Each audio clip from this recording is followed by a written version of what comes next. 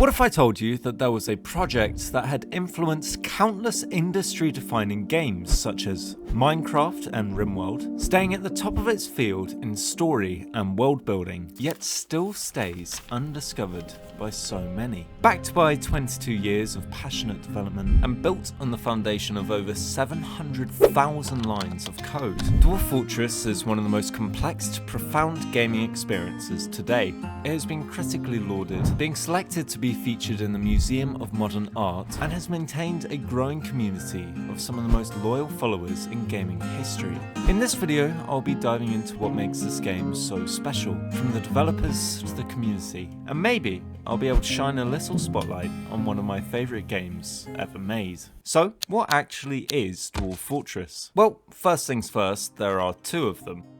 Kind of. There's a Steam release, then there's the original. In this video, I'll be covering the Steam release of the game because God knows how on earth you played this one. However, it should be noted that this one is free, but I would highly recommend the Steam release. A, because it's more intuitive and a better experience to play, and B, because I want you to give money to Zach and Tarn. Until recently, I would have simply described Dwarf Fortress as an incredibly complex colony survival game, but I was rightly corrected that this was only 35% of the game, and that the best way of describing it is a fantasy simulator game. In Dwarf Fortress, you generate a world with 5 to 500 years of history. From there, you have 3 choices. Fortress mode, probably the most common way of playing Dwarf Fortress, where you set out with 7 dwarves and aim to build a thriving new fortress. If you'd like a showcase of this, then I have a video up now of me playing this mode. Next, there is Adventure mode. In this mode, you will take a dwarf from 0 to hero,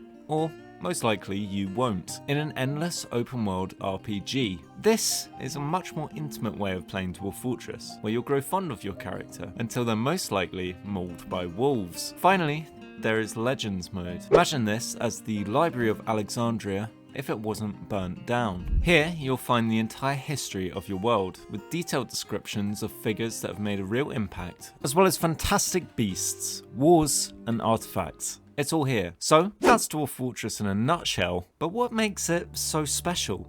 Let alone a miracle? And how do all these modes tie together to make an unbeatable experience? Well, let me start by talking about the developers, Tarn and Zach Adams. Having always had a love for coding and developing games, as well as ambitious ideas for projects, in 2002 they finally settled on Dwarf Fortress, and since then they have been continuously working on the game with no sign of ever stopping. This is our life's work and we're never going to stop. I cannot stress enough how important these two are in bringing us the fantastic world of Dwarf Fortress. In a time of microtransactions and rush AAA games, and don't even get me started on the quadruple A games, these two are like a gem in the rough. Their constant ambition and innovation has brought Dwarf Fortress to the position it's in now, as well as their unwavering commitment. You truly couldn't hope for better developers. Next, I'd like to talk about the world. I've already told you that it's procedurally generated with hundreds of years of history, but by far the coolest factor of the world in this game is its continuous harmony. What do I mean by this? What do you mean by that? Well, if I was to generate a new world, I could go onto Legends mode of the game. While on here, I might read about a goblin force who have raided some dwarves. I could go to Fortress mode, build a fortress specifically for making a hardened military. I could raid the goblins, then return to find my fortress had been attacked by a forgotten beast and all my dwarves were dead.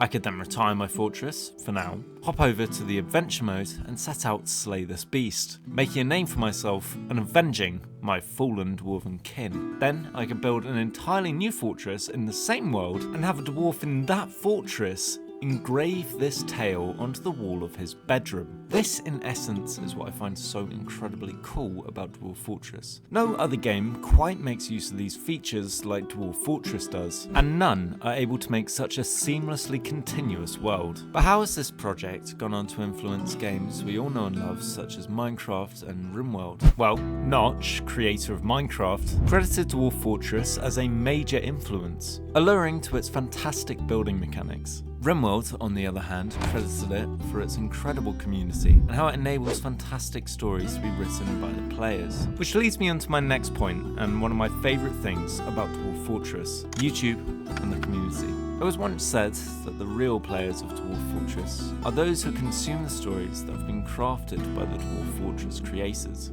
This is because they don't have to put up with all the shit that the actual people playing the game do. Dwarf Fortress is like a tool, and you have to learn how to use it before you really start seeing how fantastic the game is. I like to imagine Dwarf Fortress a bit like a stereogram. At first, it looks like a mess, but if you spend the time on this game and you let your eyes adjust, you can begin to see behind the fuzz. Channels like Krugsmash, Blind, Just Don't Die, and Henry Summers are all fantastic Dwarf Fortress channels that come out with some amazing videos on the game. Krugsmash's Spear Cavern is the most I've ever been invested in a YouTube Let's Play because of how fond I became of each dwarf. Blind has some of the most intuitive and easy to understand guides on the game, which you will definitely need if you are just starting.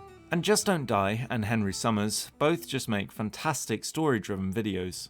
Dwarf Fortress is a unique game, and I truly believe that we will never have another quite like it. With its passionate developers and fanbase, as well as its intricate, unique gameplay mechanics, Dwarf Fortress really manages to carve out its own place in gaming history, influencing huge games such as Minecraft and RimWorld, and enabling fantastic creators to make some of the most entertaining videos on YouTube.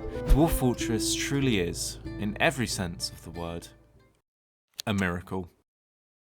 Thank you so much for watching. If you enjoyed, please make sure to leave a like and subscribe, and tell me your favourite Dwarf Fortress story in the comments down below, because I'd love to read them. If you enjoy this video, why not check out the beginning of my playthrough of Dwarf Fortress, where I show off the fortress side of this game. Or there's this random video that you might like, maybe. Thank you for watching, and I will see you in the next one. Bye!